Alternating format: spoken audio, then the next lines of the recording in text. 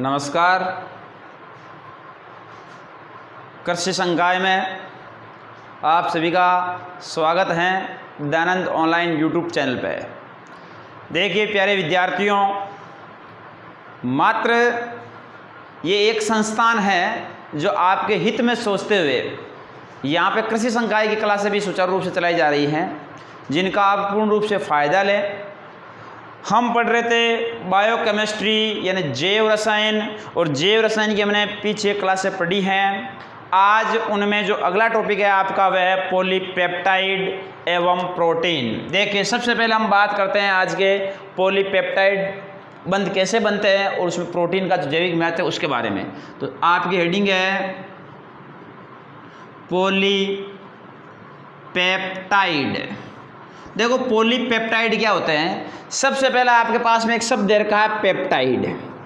Peptide peptide क्या है, इसे हमें समझना बेहद ही ज़रूरी है कि जब आपके पास में कोई एक श्रृंखला होती है, उस श्रृंखला के एक सिरे पर कार्बोक्सिलिक अम्ल होता है और दूसरे सिरे पर एमिनो समूह होता है, उससे जो निर्मित होने वाला बंध होता है उस बंध को हम पेप्टाइड बंध कहते हैं। यानी कोई एक कार्बनी श्रृंखला है, उसका एक सिरा तो कार्बोक्सिल समूह से जुड़ा हुआ है और एक सिरा एमिनो समूह से जुड़ा हुआ है, और यदि इस प्रकार की श्रृंखलाएं जब आपस में जुड़ती हैं और उनसे जो बंध बनता है उसे हम पेप्टाइड बंध की संज्ञा देते हैं। तो देखिए हम बात करते हैं पेप्टाइड बंधों के बारे में। तो सबसे पहले इसमें हमें ये पंक्ति लिखनी है। इसमें एक सिरे पर मुक्त कार्बोक्सिलिक अम्ल, एक सिरे पर मुक्त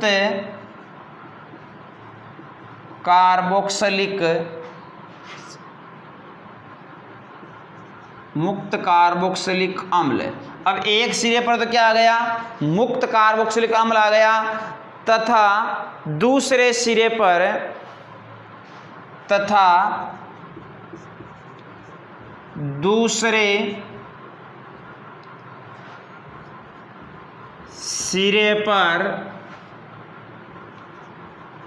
मुक्त एमिनो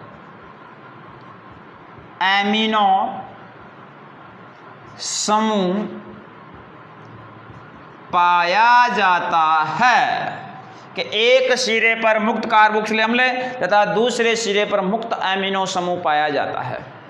वह कौन सा बंध होता है? पेप्टाइड, पॉलीपेप्टाइड के रूप में पाया जाता है। अब पेप्टाइड बंध से जो जुड़े अमीनो अम्ल होते हैं उनकी संख्या के आधार पर पेप्टाइड कितने प्रकार के होते हैं।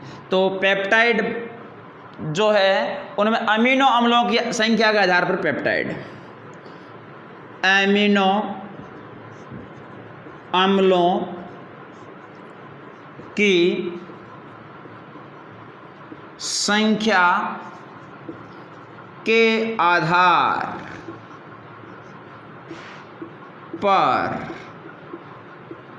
पेप्टाइड, एमिनो अम्लों की संख्या के आधार पर पेप्टाइड। नंबर एक होता है डाईपेप्टाइड। कौन होता है? डाईपेप्टाइड। नंबर दो होता है, उसको बोलते हैं हम ट्राईपेप्टाइड। ट्राईपेप्टाइड। नंबर तीन को हम बोलते हैं टेट्रापेप्टाइड।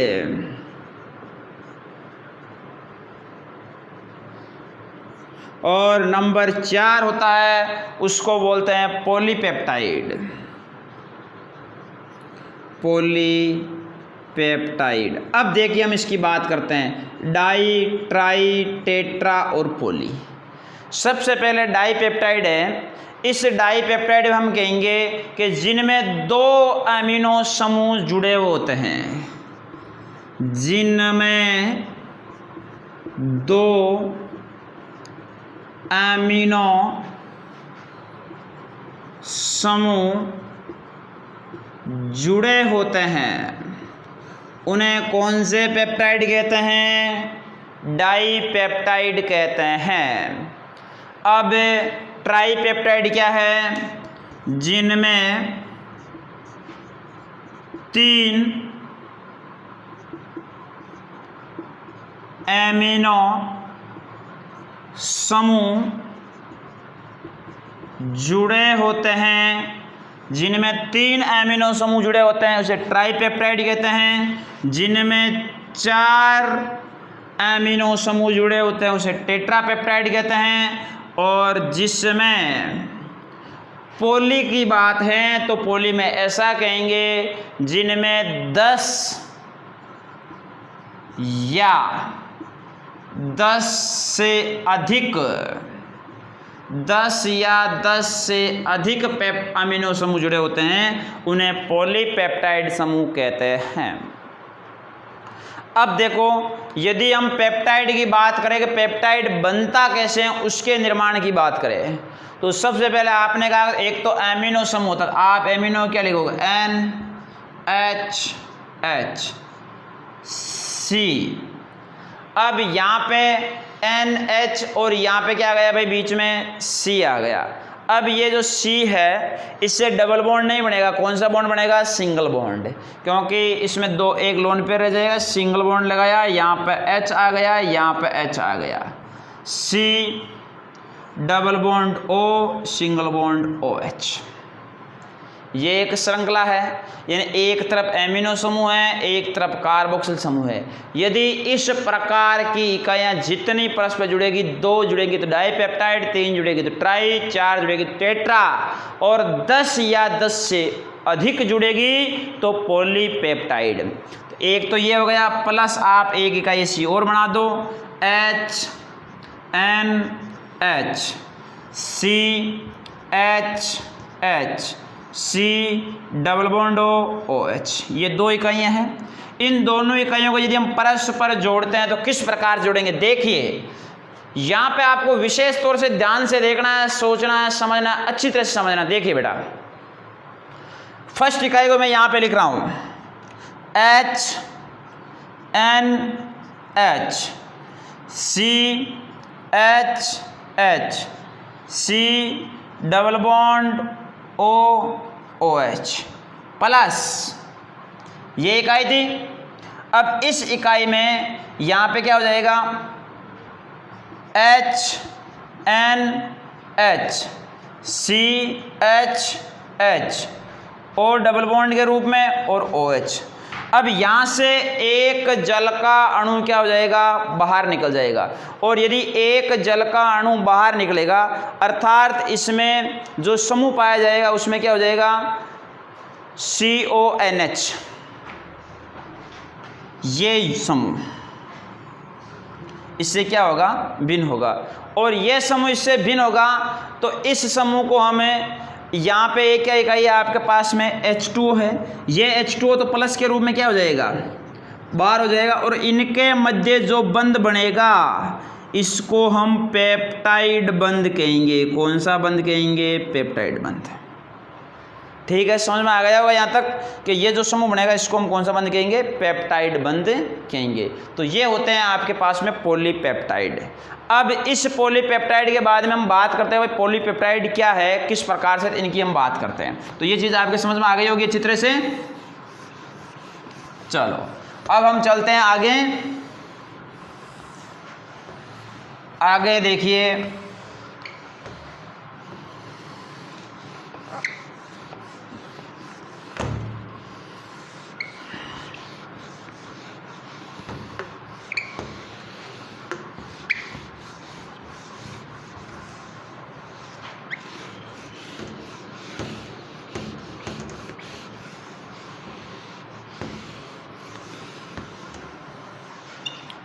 आगे की हम बात करते हैं। तो देखिए, अब करते हैं प्रोटीन का जैविक महत्व की बात।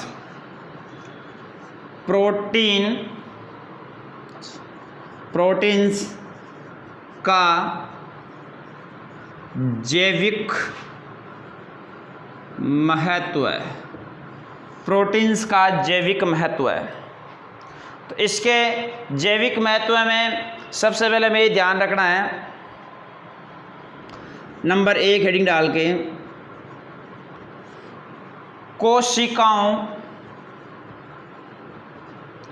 कोशिकाओं के संरचनात्मक अवयव, कोशिकाओं के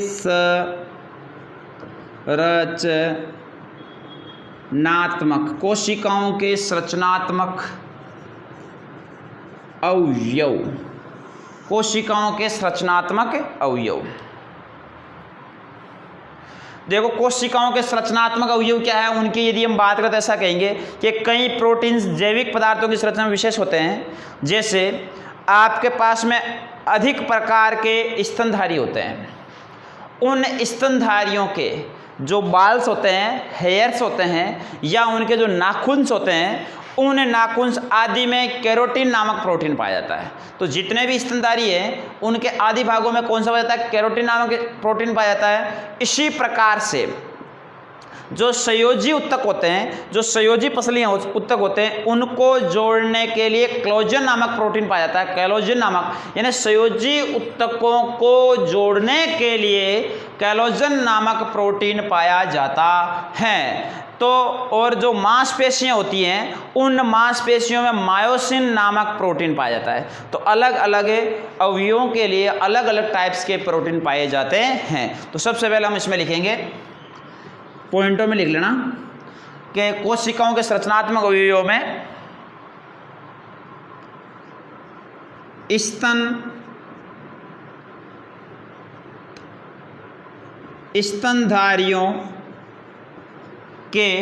स्तनधारियों के बालों, नाखूनों आदि में, बालों, नाखूनों आदि में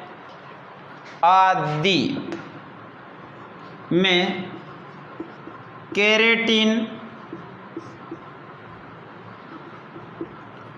नामक प्रोटीन पाया जाता है।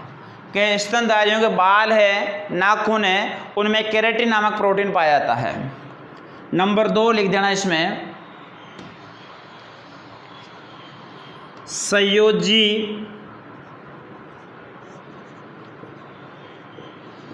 उत्तकों में, कौन से उत्तकों में, संयोजी उत्तकों में कोलेजन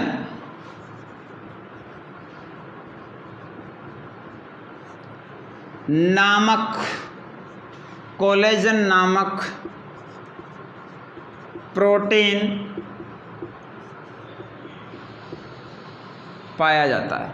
संयोजी उत्तकों में कोलेजन नामक प्रोटीन पाया जाता है। और नंबर 3 लिख देना, मांसपेशियों के रूप में, मांसपेशियों में कौन सा पाया जाता है, मायोसिन। मांसपेशियों में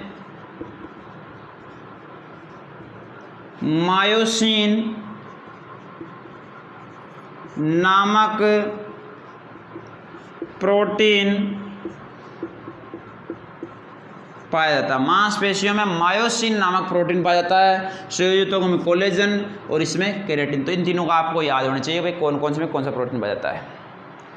इसके बाद में यदि हम आगे की बात करें तो हम ये कैसे कहते हैं कि नंबर 2 प्रोटीन्स का जैविक महत्व कौन सा है, तो ये कह सकते हैं कि ये जैव उत्प्रेरक के रूप में भी सहायक होते हैं। यह है जैव उत्प्रेरक, यानी उत्तेजना देने वाले।